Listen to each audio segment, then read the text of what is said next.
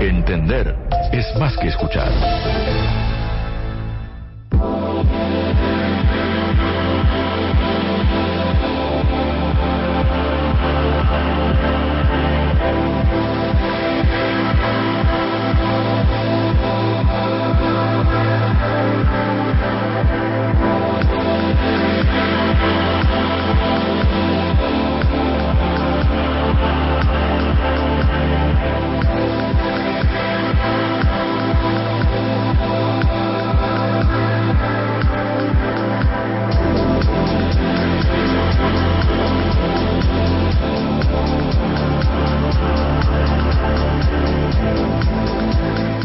De la mañana, 17 minutos en la República Argentina, y hablábamos al comienzo del programa que hoy se está desarrollando el último día de la cumbre de los BRICS, y para hablar sobre este tema estamos en comunicación con Sebastián Schulz, que es sociólogo y docente de la Universidad de La Plata. Buen día, Sebastián, ¿cómo estás? Carolina Magri y Mariano Doño te saludan. Hola Carolina, Mariano, ¿cómo están? Un gusto hablar con ustedes. ¿Qué tal? Gracias por atendernos. Bueno, en principio preguntarte, hoy culmina la cumbre de los BRICS y, bueno, ¿qué se sabe del ingreso de nuevos socios, no?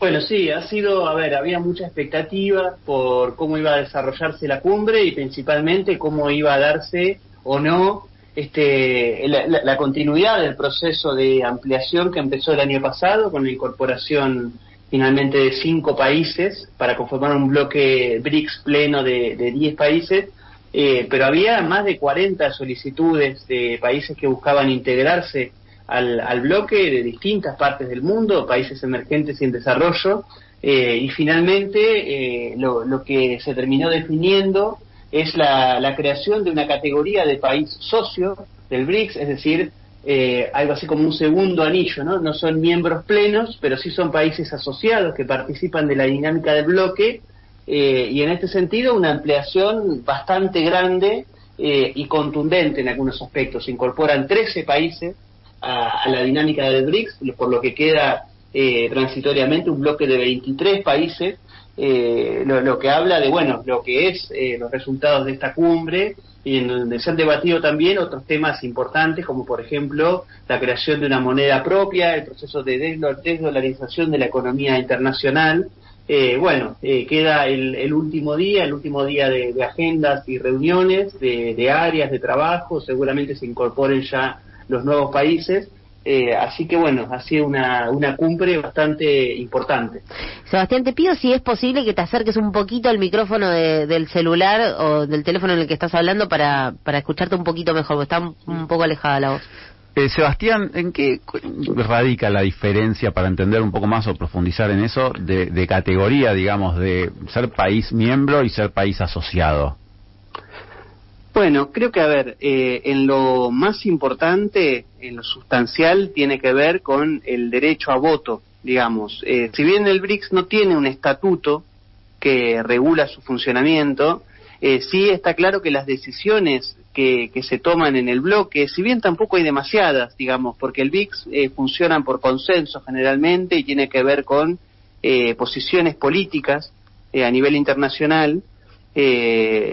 No varía mucho el tema de los votos, pero bueno, teniendo en cuenta que en el bloque se están discutiendo hoy algunas cuestiones importantes, como por ejemplo cómo va a ser este proceso de creación de una nueva arquitectura monetaria y financiera, o qué países se le otorga la reivindicación para integrar el Consejo de Seguridad. Ahí sí, digamos, hay una distinción entre aquellos países con voto, por así decirlo, de aquellos países que participan como socios, es decir, participan de los debates, de las decisiones, pero no tienen injerencia en el voto para los posicionamientos, las decisiones. Esa sería principalmente la distinción entre el BRICS pleno, los miembros plenos, y los países asociados, que sí participan de las áreas, pero no con voto, digamos.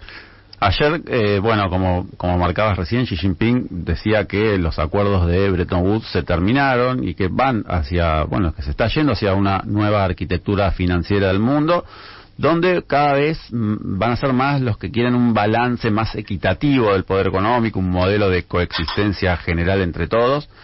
Pero bueno, como bien marcabas, con la posibilidad de elegir cómo pagar.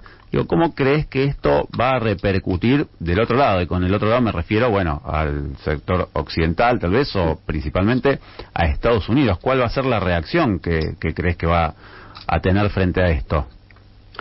Bueno, a ver, hay una preocupación muy grande dentro del norte global, principalmente dentro de los Estados Unidos, sobre la magnitud que está tomando el BRICS y la legitimidad que está tomando en términos acelerados. A ver, yo creo que después de la pandemia de COVID-19 y después de lo que es la guerra en Ucrania, hay un proceso de aceleración de las tendencias geopolíticas, digamos, teniendo en cuenta que el BRICS, a ver, no es un bloque nuevo, nació en 2009, tiene 15 años, pero en estos últimos años hemos visto que se han incorporado 18 países, 13 ahora, 5 el año pasado, y bueno, y cada vez más países están buscando acceder. Incluso, por ejemplo, tenemos el caso de Turquía, ¿no?, que es miembro de la OTAN, y ahora es miembro asociado al BRICS, es decir, aliados a los Estados Unidos, históricos, como también, por ejemplo, podemos mencionar a Arabia Saudita,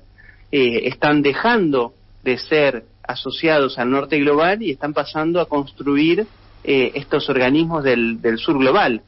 Vos mencionabas muy bien la frase de Xi Jinping, ¿no?, que el orden de Bretton Woods se terminó. Ya no expresa la correlación de fuerzas que expresaba en ese momento.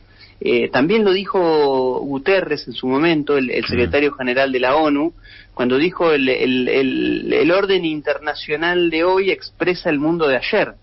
Y creo que eso es un poco lo que están discutiendo los BRICS hoy, cómo cambiar. Y si uno lee la declaración final, hay un énfasis muy fuerte en el protagonismo que deben tener en este nuevo orden internacional los países emergentes y en desarrollo, digamos, son clave para la construcción de la multipolaridad. Bueno, eso es lo que hoy está preocupando al norte global.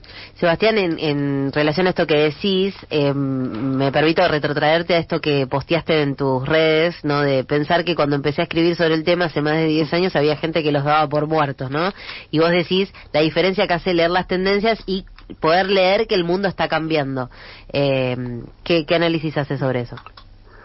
Bueno, sí, a ver, que esto es uno lo termina de entender si lee los procesos que los teóricos del sistema mundo o otros intelectuales llaman los procesos de larga duración. Digamos, a ver, los cambios que denominamos como tectónicos, sistémicos, estructurales del orden internacional son cambios que se dan en procesos de 40 o 50 años.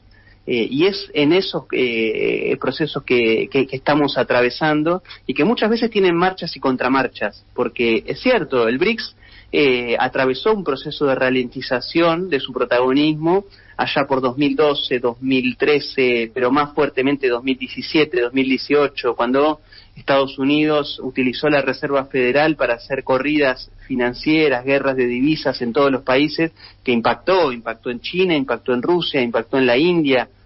China no eran las mismas tasas de crecimiento, la de 2007, 2008, 2009 que la de 2014, pero también en ese marco ya veíamos, por ejemplo, que en 2014 el BRICS creaba su propio banco de desarrollo, su fondo de reservas de contingencia. El BRICS ya, si bien como bloque nace en 2009 y se consolida para 2014-2015, son procesos que ya se venían gestando. La alianza entre Rusia, China y la India, la articulación, por ejemplo, de Brasil con la UNASUR, con la UNASUR primero, la CELAC después, a este bloque, son la crisis de hegemonía norteamericana que ya viene desde 2001 con la caída de las torres, 2003 la guerra en Irak, 2008 la crisis financiera. Por eso estamos observando tendencias estructurales, que yo creo que la novedad que nos muestra esta cumbre del BRICS es que esas tendencias se están acelerando. La foto que sube Vladimir Putin mostrando o haciendo público el billete, ¿no?, de esta unidad de cuenta que está discutiendo el BRICS, es parte de eso. Claro. Se está discutiendo no solo la reforma de Naciones Unidas, la reforma del Consejo de Seguridad, sino también la reforma de el régimen y la arquitectura financiera, digamos, quitar al dólar como moneda hegemónica. Sebastián, uno de los anuncios que me parece, y por eso también te pido tu análisis, que se hicieron, fue la propuesta por parte de Rusia de abrir una bolsa cerealista BRICS para facilitar la formación de indicadores de precios más justos para los productos de materias primas. ¿Es correcto? ¿Y cuál es el peso, la incidencia que tiene esto en esa formación de precios hoy? ¿Cómo está configurada esa arquitectura? Bueno, es que hay un tema ahí que es lo que vienen a manifestar los BRICS, que es que los países emergentes y en desarrollo hoy están siendo los motores del crecimiento económico global, ¿no? Tanto Rusia como la India, como China, y el norte global es un norte completamente financiarizado. Es un norte que, Estados Unidos ya lo sabemos, ¿no? El dólar no tiene respaldo, depende de la impresión que hace la Reserva Federal, eso da lugar a burbujas especulativas, es decir, Estados Unidos representa el 24-25% del PBI global, pero ese porcentaje, gran parte, es economía ficticia, que no existe en la realidad. En cambio, los BRICS son economías que están asentadas en núcleos productivos, principalmente energéticos y de alimentos. Claro, materias primas. Claro, dentro de los BRICS tenemos los principales productores de alimentos, no solo Rusia, sino también Brasil, algunos países africanos. Entonces los BRICS lo que dicen es, si nosotros somos los principales productores de alimentos y los principales productores de energía, y a su vez nosotros somos los principales consumidores de alimentos y los principales consumidores de energía, entonces vayamos a crear mecanismos que nos permitan facilitar nuestro comercio y que, por ejemplo, no tengan que pasar por el dólar, no tengan que pasar por el sistema SWIFT estadounidense, porque ahí te quiero interrumpir un segundo, justamente para introducir, Argentina, porque Argentina es justamente un productor de materias primas. Ya había pedido el ingreso. Está plantado frente al mundo históricamente como un productor de materias primas. Entonces, ¿cómo entra ese juego, esta propuesta o esta arquitectura nueva que está sucediendo con los BRICS? ¿Cómo repercute en la Argentina y dónde puede quedar parada? Claro, ahí te das cuenta, entre otras cosas, la gran oportunidad que nos perdimos, los impactos que tiene no ser parte del juego de la política internacional. En realidad sí es parte del juego, ser parte del juego del bando de los perdedores, digamos, del imperio en declive, porque lo que está discutiendo el BRICS es cómo crear mecanismos de comercio que sean redituables para los países del sur global, es decir, tanto para los vendedores como para los compradores, porque estamos hablando de que China principalmente es la gran compradora de alimentos, la gran compradora de energía, entonces también China está diciendo, ¿a qué países yo voy a ir a comprarle granos y energía en función de potenciar el proceso del BRICS y crear una canasta que permita comerciar en mejores condiciones y evadiendo las sanciones, la injerencia, el bloqueo de los Estados Unidos? Eso, deja a Argentina hoy ante la pérdida de una posibilidad de aumentar sus exportaciones. Obviamente después lo que se discute es el modelo de desarrollo, ¿no? ¿Para qué queremos los dólares que entran por la exportación de granos? Pero hoy nos estamos perdiendo una gran oportunidad de sentarnos en esa mesa con los países más dinámicos en términos económicos, con los países que están discutiendo la nueva arquitectura de gobernanza global, y nosotros hoy estamos jugando del lado de los que pretenden sostener el modelo unipolar del siglo XX, que responde justamente a Bretton Woods. Muchísimas gracias, Sebastián, por esta comunicación. Muchas gracias a ustedes por el llamado. Hasta luego. Sebastián Schultz, sociólogo y docente de la Universidad